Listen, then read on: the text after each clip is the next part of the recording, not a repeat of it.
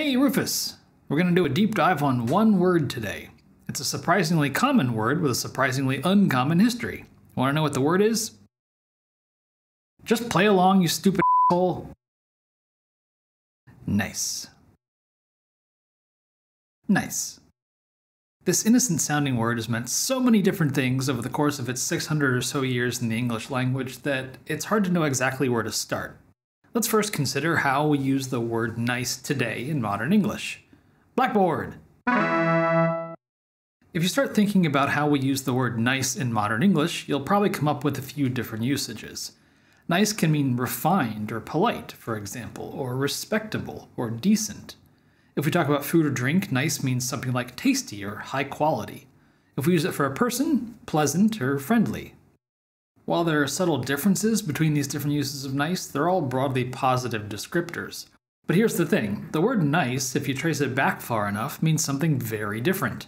Nice ultimately comes from the classical Latin adjective nascius, which itself comes from ne and scio, I don't know. Nascius means unaware or not knowing. So how did we get from I don't know to nice? Well, let me just say first that it's not completely unheard of for adjectives to change their meanings quite drastically over the course of a few hundred years. Case in point, fond originally meant insane, and silly has meant all kinds of things, from happy to harmless to weak.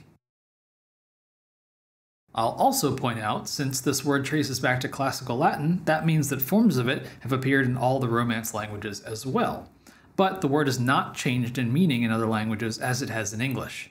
To the extent that forms of nascius exist in those other languages, they've always meant not knowing. So the weirdness of nice is exclusively an English phenomenon. Right, so let's have a look back at what happened to this word. If you go all the way back to the Middle English of the 1300s, you will find the word with its original meaning, foolish or ignorant. The word seems to be used this way pretty consistently through the 1600s. That's all well and good, but there were other uses of the word nice roughly contemporaneous with ignorant. It was also used to mean cowardly or unmanly as early as the 1300s, and to confuse things further, slothful or lazy. So English has only existed for a few centuries at this point, and already the word nice is off the rails, etymologically speaking. And then, of course, it gets worse.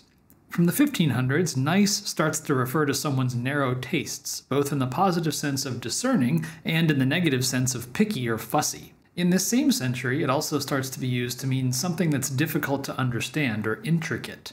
Related to this, presumably, is the meaning of minute or subtle, and requiring precision or accuracy, also appearing in the 1500s. By this point in the history of the word, nice meant so many completely different things in English that a modern commentator in the Oxford English Dictionary noted, quote, "In many examples from the 16th and 17th centuries, it is difficult to say in what particular sense the writer intended it to be taken." Okay, so nice is already a complete disaster of a word, and we haven't even gotten to any of the more modern meanings. The first of these to crop up is refined or cultured, first attested around 1588 and popping up steadily thereafter. Calling food or drink nice as a synonym for tasty doesn't show up until the early 1700s.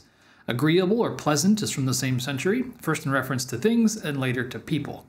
The phrase to look nice, for example, shows up in 1793. The common contemporary meaning of kind to others is only from about 1830. Respectable or in good taste shows up around then as well. So, now we've got a good idea of what this word has meant over the centuries, but why has it meant so many completely different things? The best attempt at an answer that I've come across is in an article called The Meanings of Words by Charles C. Fries, way back in 1927. For some context, in 1926, a famous lexicographer named Henry Watson Fowler published a book called Dictionary of Modern English Usage, and in his note on the word nice, he had the following to say.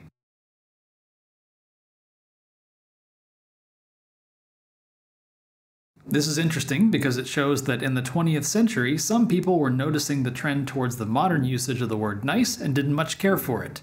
Charlie Freedom Fries takes issue with Fowler's complaint, pointing out that it's senseless to single out one meaning for a word at some point in history and declare that one to be the correct one.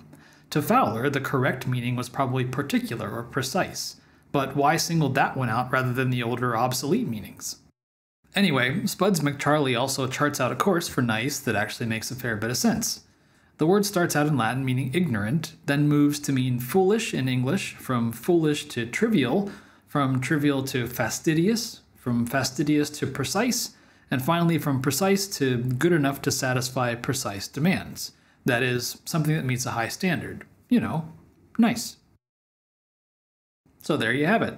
From ignorant to pleasant in about 600 years. Nice. See you next time.